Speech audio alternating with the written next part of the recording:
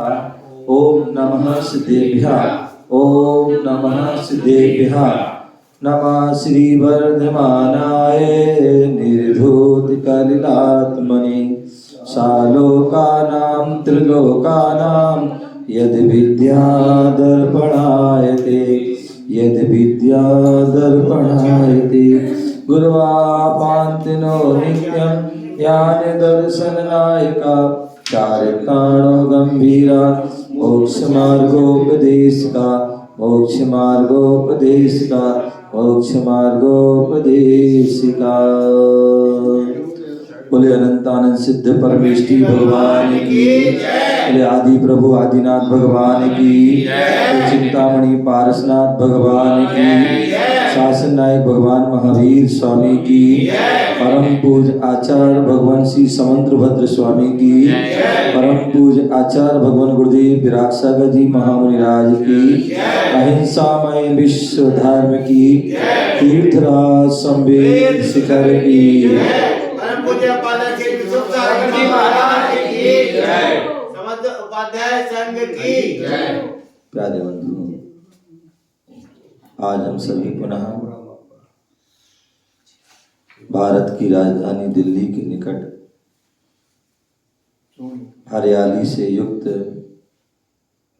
हरियाणा प्रांत सोनीपत जिला राई तहसील असावरपुर ग्राम अनेकांत धाम लघु संबे शिखर क्षेत्र चिंतामणि पारसनाथ भगवान के सम्मुखन में विराजमान हैं। भगवान महावीर स्वामी का शासन चल रहा है। जो भगवान महावीर स्वामी की वाणी गिरी वही वाणी परंपरा से हमें आचार्यों के माध्यम से शास्त्र के रूप में मिली। आचार्य समुद्रभद्र स्वामी के द्वारा लिपिबद्ध रत्न कर्ण श्रावकाचार, जिसमें श्रावकों के आचरण का वर्णन है, ऐसा यह ग्रंथ का वाचन, इस पर जो है व्याख्यान चल रहा है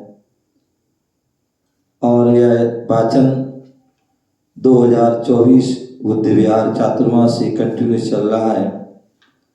आज हम सभी 124 नंबर श्लोक, जहाँ पर समाधि की संलेखना की बात चल रही, संलेखना अधिकार चल रहा है। कल यहाँ पर बताया था कि जो केवल ज्ञानी के द्वारा कहा गया है कि मरण समय में संलेखना को धारण करना चाहिए। तपस्या का फल कहते हैं, तपस्या का फल है तो वह संलेखना है। इसलिए शक्ति के अनुसार हमें समाधि मरण के लिए प्रयत्न करना चाहिए। और संलेखना धारण करने का सौभाग्य किसे प्राप्त होता है, तो बताया रत्नात्रय विभूति तपस्वियों को ही प्राप्त होता है। जिन्होंने सम्यक दर्शन, सम्यक ज्ञान, सम्यक चारित्र रूपी रत्नात्रय को धारण कर लिया, ऐसे दिगंबर मुनिराज आदि हैं, उनको ही प्राप्त होता है। तपस्या का फल संलेखना है। संलेखना ग्रहण करने का सौभाग्य तपस्वियों को ही विशेष रूप से प्राप्त होता है, ऐसा यहाँ पर बताया गया था। आज यहाँ पर आचार्य भगवान समुद्रभद्र स्वामी समाधि की जो विधि है, उस विधि के बारे में यहाँ बता रहे हैं। स्नेहम बैरम संगम, स्नेहम बैरम संगम, परिग्रम चापहाय शुद्ध मना, परिग्रहम चापहाय शुद्ध मना, स्वजनम परिजनमपि च, स्वजनम परिजनमपि च, क्षान्त्वा क्षमेत प्रियवचनैः, क्षान्त्वा क्षमेत प्रियवचनैः,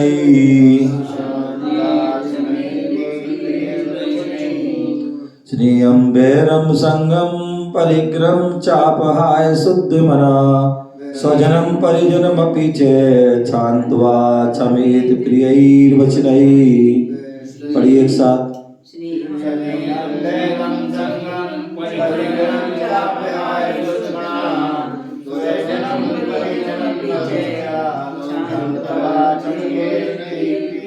प्रियई बचनई। हाँ एक साथ पढ़िए। आप लोगों की आवाज है, निशा जी आपकी आवाज नहीं आई। जोर संगम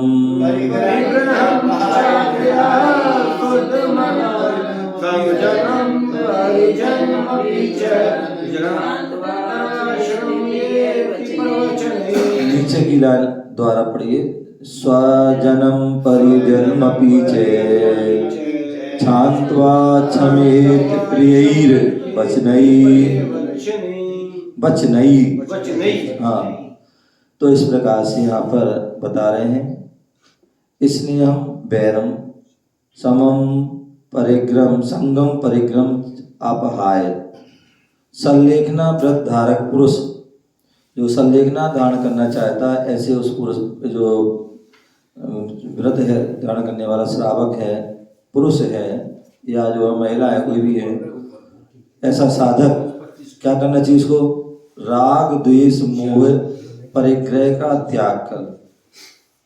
जो हमारे यहाँ 24 भेद परिग्रह त्याग करे मुनिराज जी, पढ़ते हैं हम ना 10 लक्षण आदि पूजा में पढ़ते हैं कि जल लेकिन जो है 24 भेद परिग्रह त्याग करे मुनिराज। तो जो 10 प्रकार के जो है बाह्य परिग्रह होते हैं और 14 प्रकार के अंतरंग परिग्रह होते हैं। तो उन अंतरंग परिग्रह में राग द्वेष मोह आदि ये इन परिग्रह का त्याग करने को यहाँ बता रहे हैं। जो संलेखना व्रत का धारक है वह साधक मुनिराज हैं, चाहे वो श्रावक हो, वह पहले ही बाह्य परिग्रह तो पहले ही त्याग कर दिया उसने।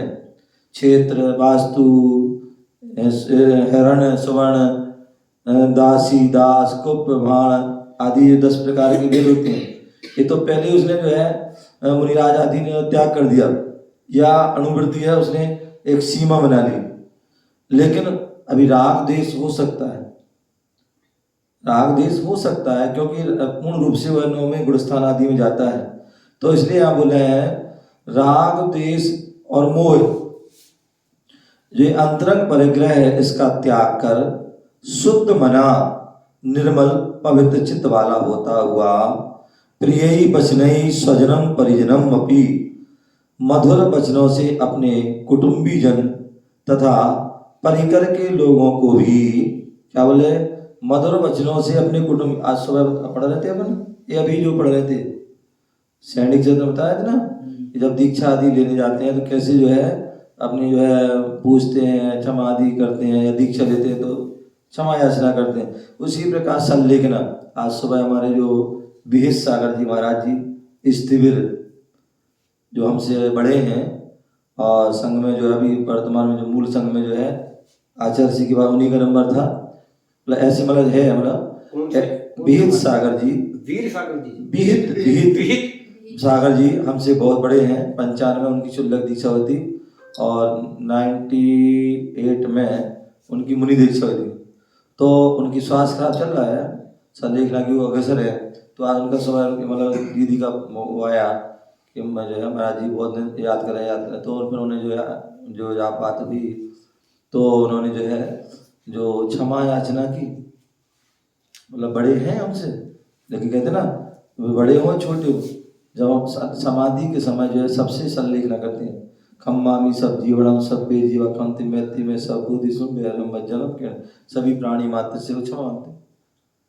तो क्षमा मैंने कि महाराज आप हमसे क्षमा क्यों, मगर आप तो बड़े हैं हमसे, गलती हमसे हुई होगी तो आप हमें क्षमा करना।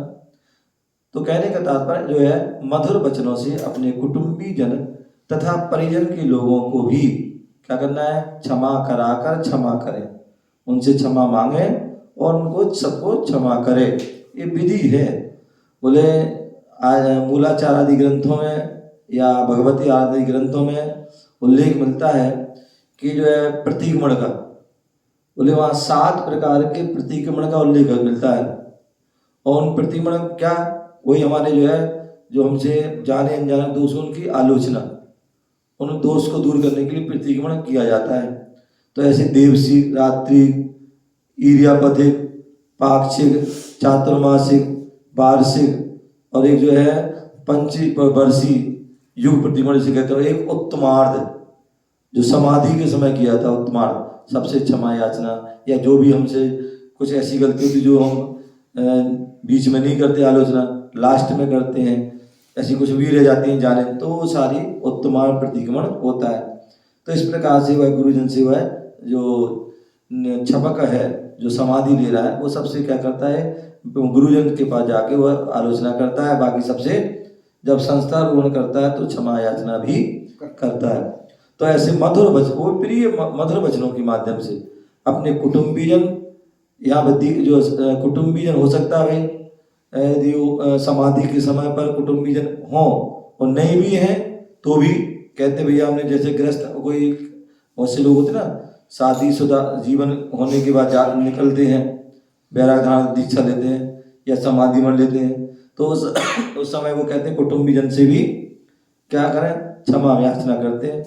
और परिकर, परिजन और पुरजन, कल भी आया था, कल परसों कि जो है पुरजन, जो परिजन तो कुटुंब हो गए, कुटुंब का भी है, और जो पुरजन गांव वाले, नगरवासी, देशवासी आदि जो है, जिनसे हमारा परिचय, रिश्तेदार आदि हैं, वो सब पुरजन है।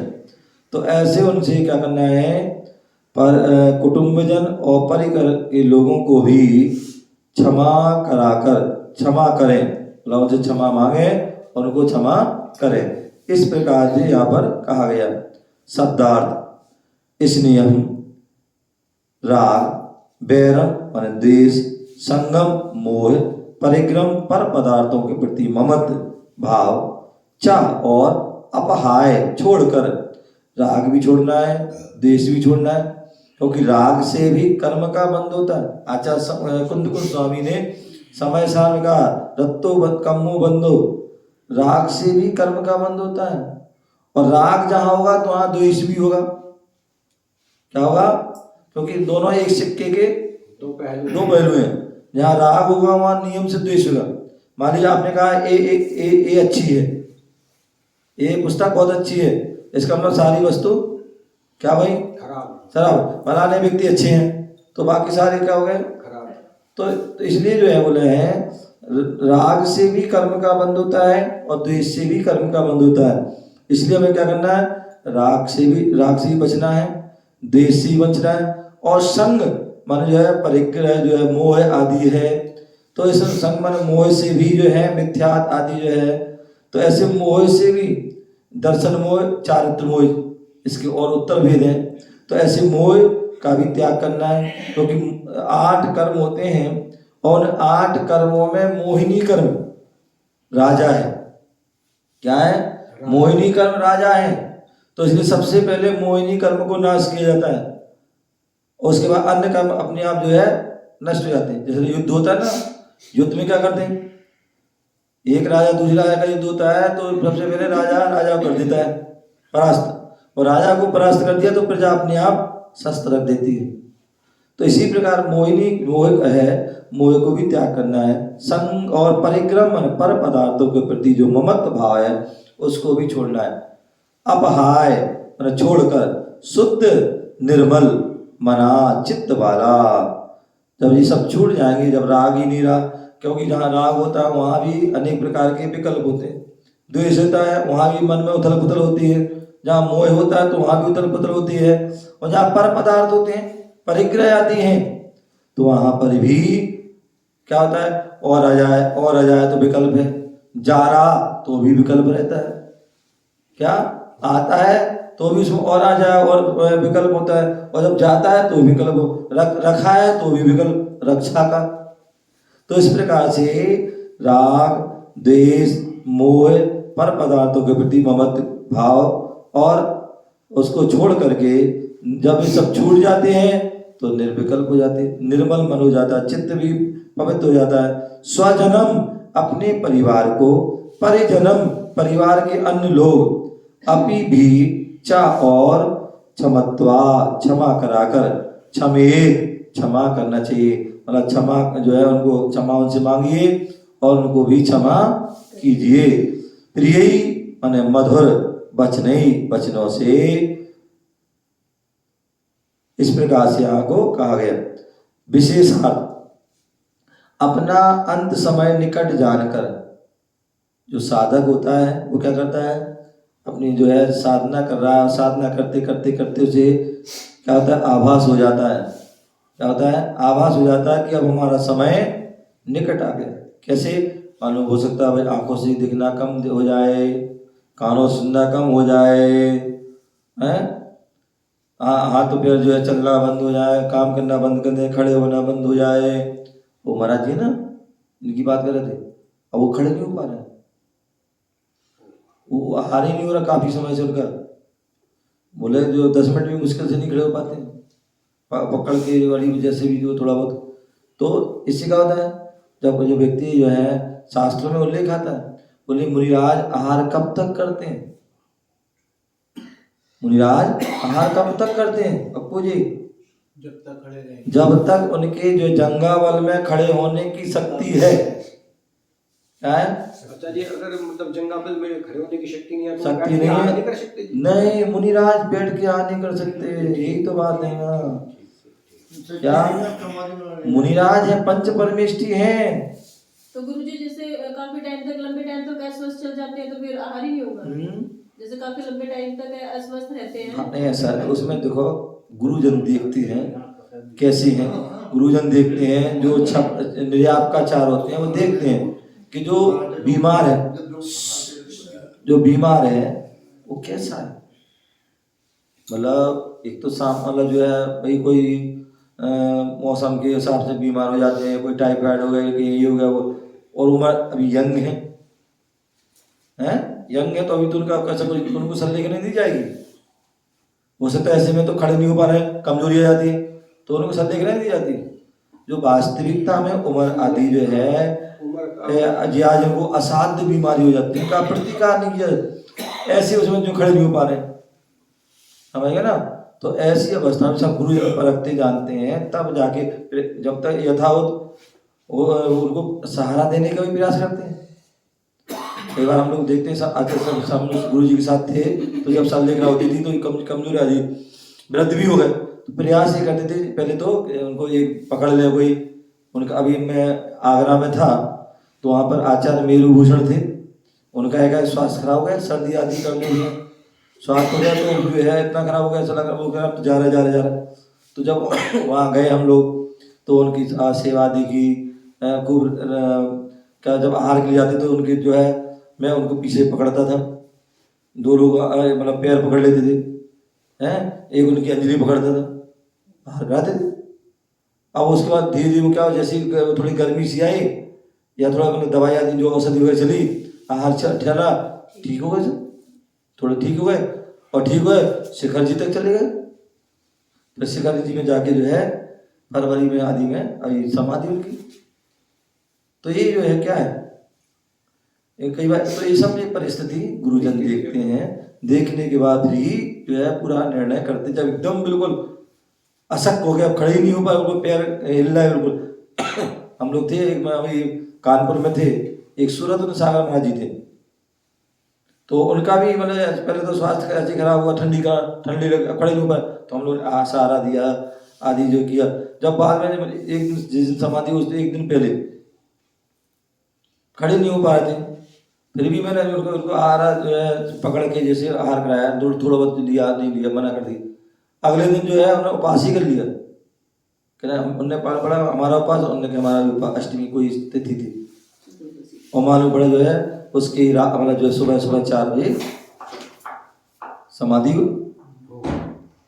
तो ये सब जो है देख करके ही सहसा जो है उनका त्याग नहीं करा जाता है। सब गुरुजन सोचते हैं, विचार करते हैं और देख करके ही उसका निर्णय करते हैं। तो इस प्रकार से यहाँ बता रहे थे, अंत समय निकट जानकर संसार भीरु मोक्ष प्रेमी श्रावक। यहाँ पर इस श्रावक की विशेष बात चल रही, क्योंकि श्रावकाचार ग्रंथ है। कौन सा ग्रंथ है? श्राप का चावल के 12 व्रतों में एक संलेखना व्रत है।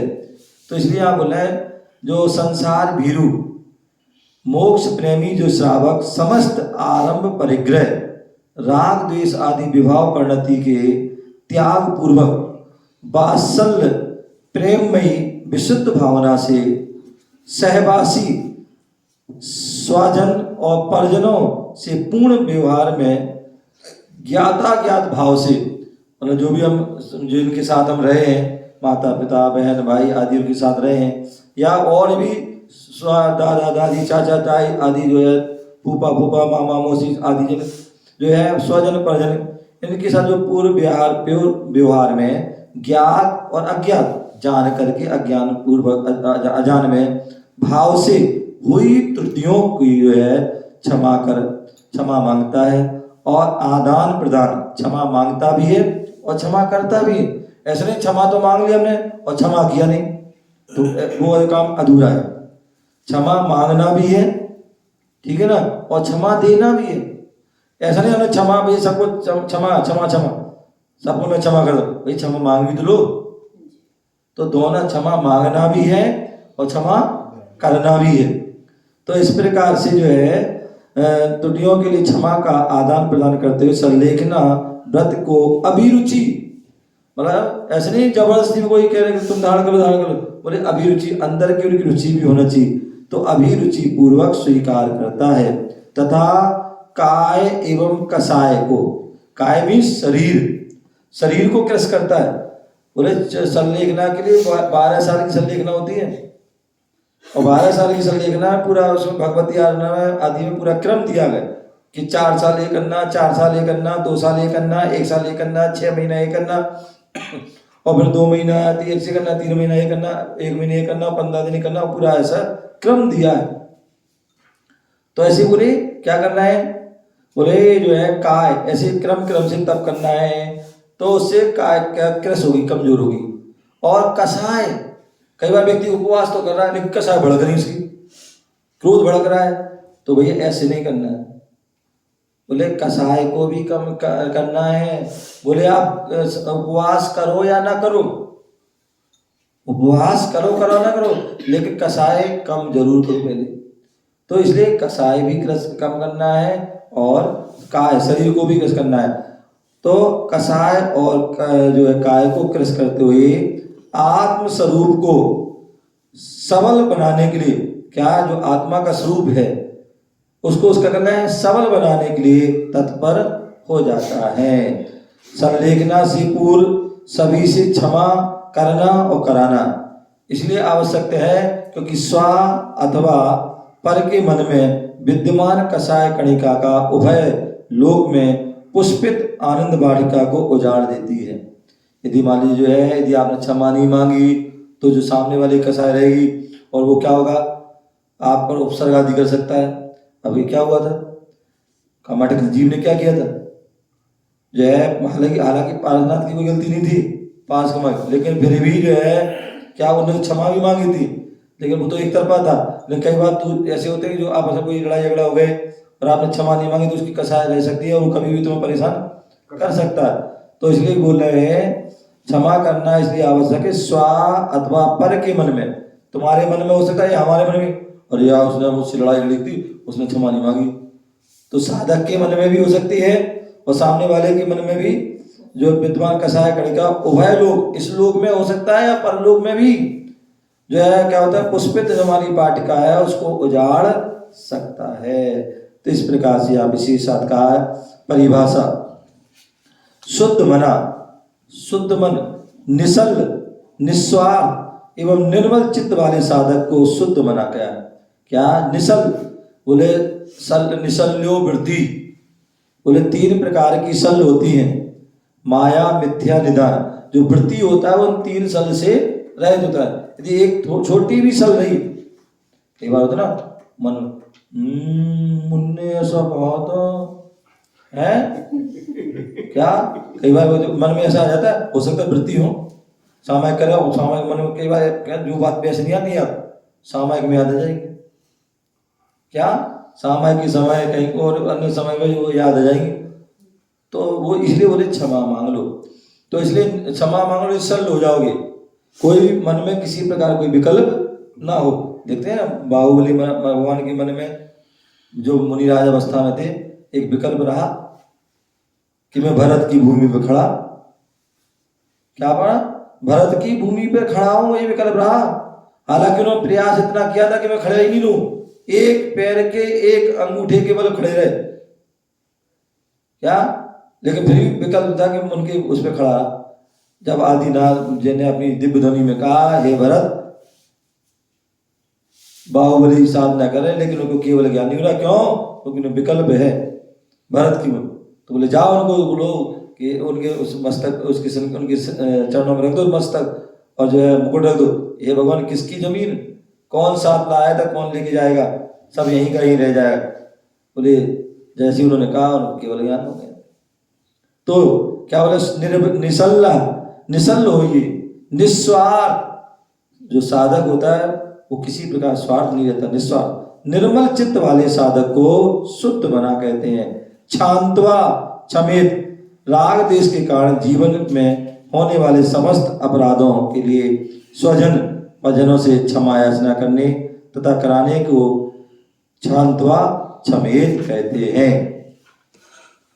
संलेखना व्रत ग्रहण करने से पूर्व समस्त राग देश, मूर्छा, परिग्रह आदि विभाव परिणति से मुक्त होने के लिए स्वजन परिजनों से विनम्रता पूर्वक क्षमा याचना करें। क्या बोल दिया, संलेखना धारण करना है तो सबसे पहले राग द्वेष, मूर्छा, परिग्रह आदि विभाव परिणति मुक्त होने के लिए स्वजन परिजन से क्षमा याचना करें विनय से, और उनको क्षमा प्रदान करें। क्षमा के आदान प्रदान से मन में क्या होता है, निसल्लता का जागरण होता है एवं राग देश का अभाव होता है।